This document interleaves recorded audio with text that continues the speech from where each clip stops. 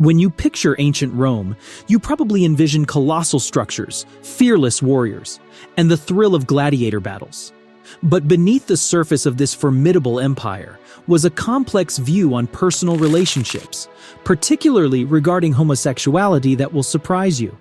How did ancient Romans navigate the waters of gender and sexuality in a society bound by rigid traditions and strict social norms? But before we dive into all that, it's important to understand their social structure and status, so let's take a step back and imagine what life was like in ancient Rome. If you suddenly woke up in ancient Rome, one of the first things you'd have to know was what class you fell into. Rome had different classes of people, with the illustrious patricians at the top. They were the elite aristocracy whose lineage traced back to Rome's founding fathers. They enjoyed wealth, power, prestige, and influence over politics and society. On the other hand were the plebeians. They were the direct opposite of the patricians. They inhabited the lower rungs of the society. They were mainly farmers, craftsmen, and laborers.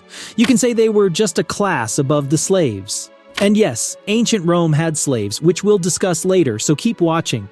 Despite lacking the noble pedigree of the patricians, the plebeians were the backbone of Roman civilization, their tireless labor sustaining the empire's prosperity and cultural vitality. They were basically the ones who built the roads and the historic Roman buildings you see today. Welcome back to Binge History. Today we'll be discussing how gay people were treated in ancient Rome.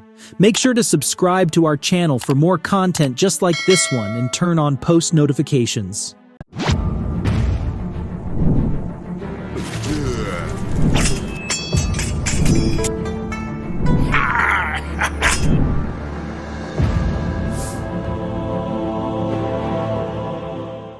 Family played a central role in Roman society.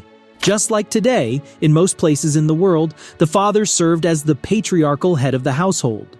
The family structure was hierarchical, with father, mother, children, and so on.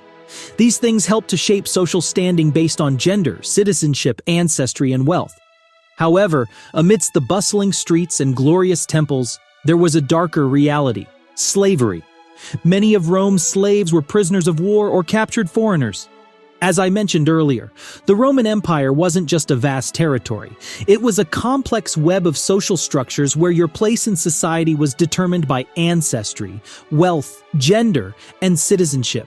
The society was like a multi-layered cake, each layer representing a different rank and privileges. At the very top sat the emperor, the highest person in the society, followed by the elite landowners, the common folk, and finally the slaves. But within this intricate framework, common threads bound Romans together. Family was paramount, elders were revered, and religious rituals were shared across all classes. However, like any society, there were certain expectations and norms that were practiced. In ancient Rome, there was something called homosexuality and masculinity. Roman culture highly prized masculinity, almost the same as self-governance and authority. Then, it was a common thing for free-born Roman males to engage in same-sex relationships, as long as they maintained their active role, preserving their masculinity and social standing in the process. The Romans certainly didn't joke with preserving their masculinity. You may be wondering who qualifies as a freeborn. In ancient Rome, freeborn were people who were not slaves. These people possessed their liberty and were not owned by others as property. Yet despite the acceptance of same-sex relationships in ancient Rome, there were still boundaries. In ancient Rome, homosexuality was primarily understood in terms of active versus passive roles. By societal standards, freeborn citizens were prohibited from accepting the submissive role or being the bottom. The submissive role was typically associated with slaves, former slaves, and prostitutes. It was like a king coming down to act as a slave. You know, masculinity and all. Social status was determined by factors like gender, citizenship, lineage, and affluence. Roman men who had that social status could engage in homosexual relations without compromising their perceived masculinity or societal standing, so long as they assumed the dominant role. Within Roman society, same-sex relationships were not uncommon. Even soldiers and slaves could openly take part in same-sex relationships.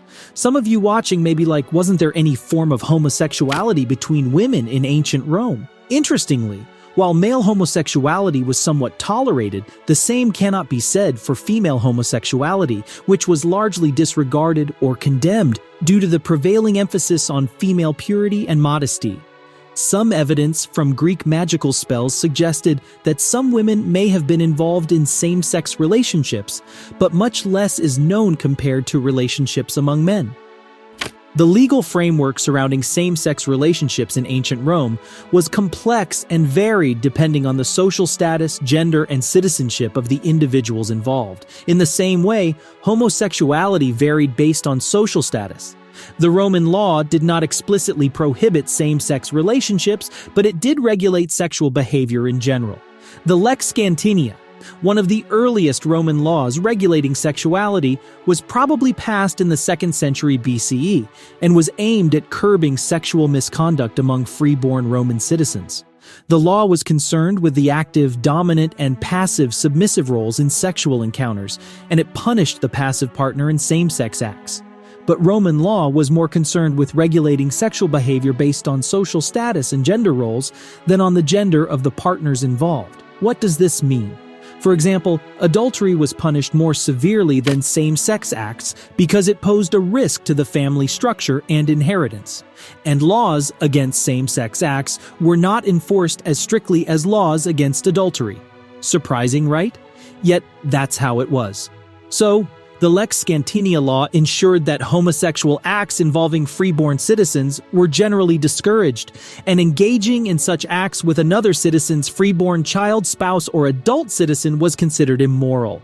But did the law also apply to the emperor? Spoiler alert! Not necessarily. The Roman emperors were men who had absolute power invested in them. They operated largely free from the bounds of conventional opinion. Some of them were recorded to have had intercourse with teenage boys, but hey, the laws don't apply when you're the ultimate power in the land. Here are some of the emperors who were accused of the act. Many might not believe this, but Julius Caesar's reputation was tarnished by allegations of homosexual activity with King Nicomedes IV of Bithynia.